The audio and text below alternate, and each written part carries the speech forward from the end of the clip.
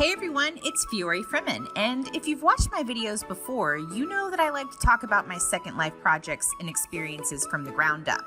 This is so you can learn from my mistakes and see what worked and what didn't work as I sort of fumble through whatever it is that I'm working on in Second Life.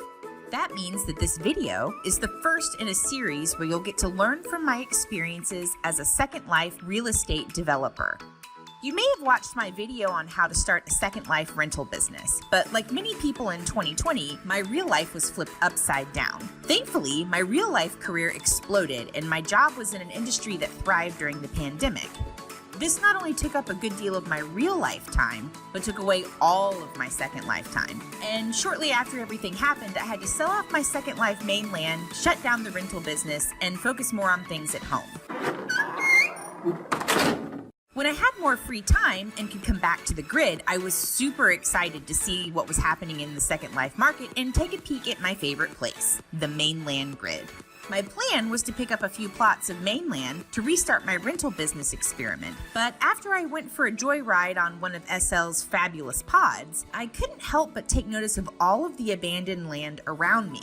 That brings us to today's Second Life history lesson.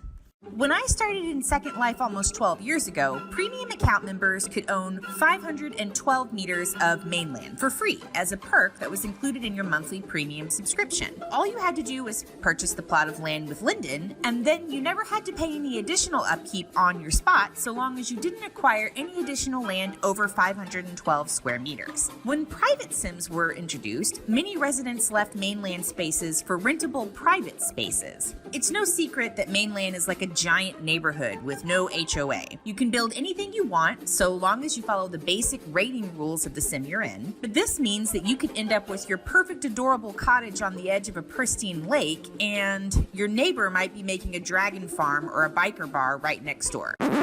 Not that I have anything against dragon farms or biker bars. It just means that it's not uncommon to see hovering prims in the air as you adventure around, massive advertising signs, and other eyesores that you might not find ideal in your perfect virtual space. In addition to private sims, Lindens Labs introduced a turnkey housing option for premium members as well. Both old and new residents moved into themed neighborhoods on sims like Bellaseria? Let's see here. Bellaseria, hope I'm saying that right. But these sims have tighter restrictions about what type of decor is allowed with the intention of creating spaces that are clean, cohesive, and not spammed with random floating prims and big billboard advertisements. If you haven't gone to look, these areas provided by Lindens Labs are adorable. They're beautifully decorated and fun to walk around, so they're ideal for residents that just want to plug and play with a new home without all the building, terraforming, and shopping to find something that fits their tastes. But both of these plug and play and private options have unfortunately lowered the demand for do-it-yourself land available on the Second Life Mainland grid. Mainland is cheap and versatile, but it can be a bit of a gamble on who you might get as neighbors and what they decide to plop on their parcel. If you end up with a crappy neighbor that blocks your view of that pristine lake, or does other non-neighborly things, it might make you not like your SL home as much as you once did. And this is where abandoned land comes into play. If you don't already know, abandoned land is virtual space in Second Life that's been returned by its owner to Lindens Labs.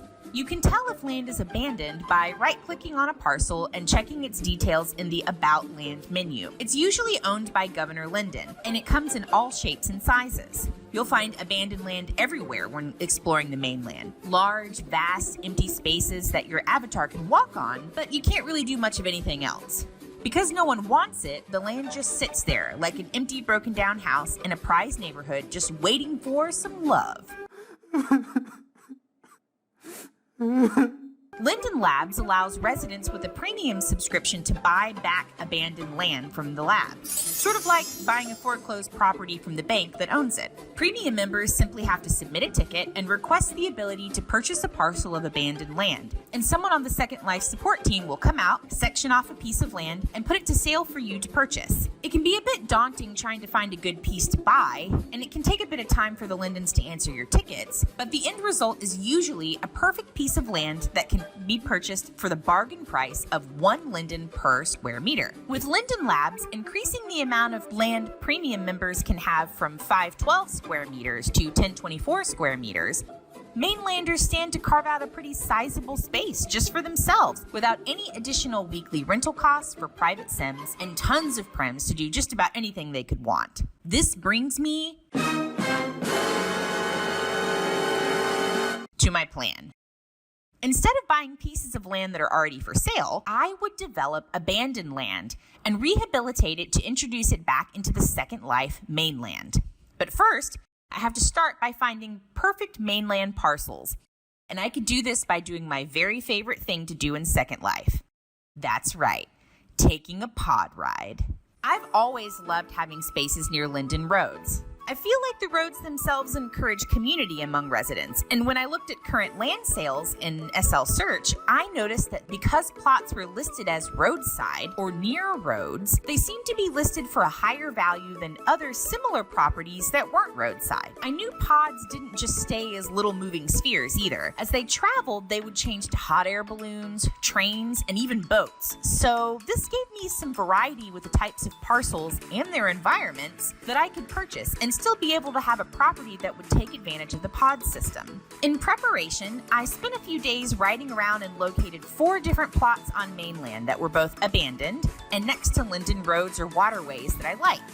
I decided not to get anything bigger than a 1024 plot for each parcel. This would be ideal for premium account holders because they could purchase the space outright and not increase their monthly Second Life tier. I filled out the tickets through the Second Life Help Center, gave the helpful Lindens the SURLs to the parcels, and provided screenshots to make it easier for them to section off the pieces I wanted.